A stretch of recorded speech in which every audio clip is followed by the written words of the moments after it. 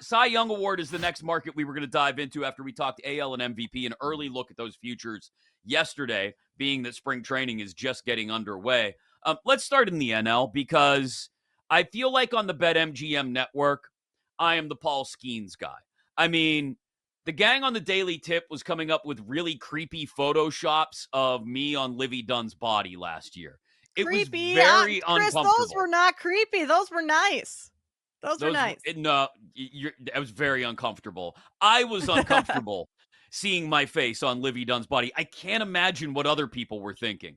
Anyway, it would be real simple for me to say, yeah, 220, 250, whatever you find it at. Let's go to the window and bet the mortgage on Paul Skeens for NL Cy Young. There's just not enough value there. The problem is nobody wants to see Skeens have a rough patch at some point in the season to where the number does come down to a reasonable point where you'd be comfortable betting it. So instead of betting Skeens, Cy Young, I'm probably going to look a little farther down the board. One guy I really like based on projections for his numbers this year, and he pitched really well last year, had a no-hitter at one point. Dylan Cease is 20-1 at BetMGM for the Padres to win NL Cy Young. That is a guy I would have an eye on. I bet Glasnow last year. I'd love to go with the Jake Hasan logic of never wrong, just early. But Glasnow almost gets buried in that rotation now, which is just insane to think about. So Cease, I think, is the spot is my favorite spot right now on the first, or second day of spring training games being played. Chris, I agree with you that Paul Skeens at this price, I don't want to bet that, but we also had Eric Kratz from Foul Territory on last week, and he said, because I said to him, if Paul Skeens has a down start or two, like, does this number get bigger? And he said, when was the last time you saw Paul Skeens have a down start? Like, the guy just doesn't, right? So he's like, I would take it at this number. 6 innings, 3 earned, and 5 Ks is a down start for him. And that's a quality start for anybody else in the league. Right. I'm not going to bet Paul Skeens at that price. I do like Zach Wheeler 8-1. I mean, that's a short number too. He's the second favorite here behind Skeens. Finished second in NL Cy Young voting once last in 2023. He's got great numbers. A workhorse. I mean, he's pitched a ton of innings. Projected for over 200 this season. And then if you're looking for someone a little bit further down the board, Corbin Burns being over in Arizona. I mean, that team is projected to have quite a bit of success this season. Maybe Justin Steele for the Cubs. If he can have a solid season this year, that's a pretty good price, 25-1. So down the board, maybe a little bit more, some of those guys. I feel like I would be working against the inner ethos of Bet Sweats and Joe Ostrowski in particular if I did not now turn to our friend Jake Hasan and ask him what he thinks of Blake Snell in the NL Cy Young Award race. Jake Hasan, why you gotta do that, man?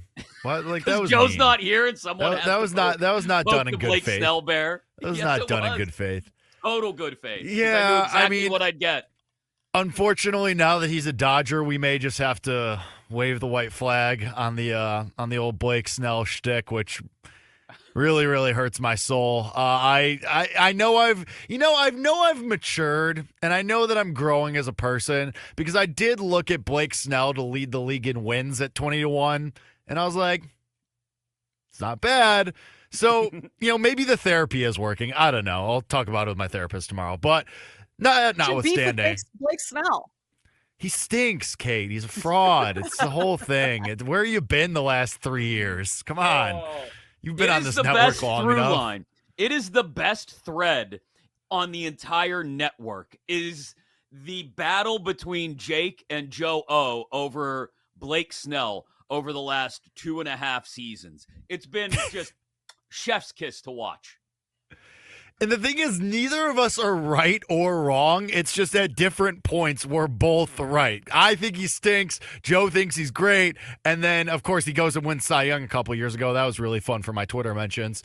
And then, but we're like at just different points because he'll have a 5-inning, 13 strikeout game. And then the next start, he'll get shelled by the Rockies. He's just, that guy. Give me a name you do like for NL Cy Young then.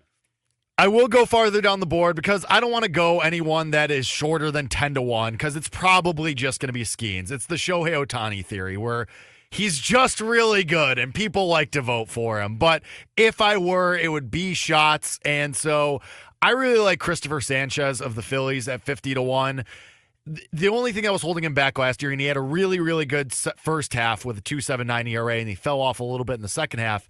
But apparently he's working on a new pitch. He told reporters in Phillies camp that he's adding a cutter, which is good because his fastball does not grade out very well metrically. Everything else is great. His curveball, his changeup, slider, all elite pitches. It's just his fastball sucks. So if he's going to add a cutter and he's going to ditch just the flat fastball, that could be something that really benefits him. And I know he's going to be going against guys in his own rotation, Wheeler and Nola and Ranger Suarez. But Christopher Sanchez entering the prime of his career, 28 years old. It fits historically like the age demographic of where you should be.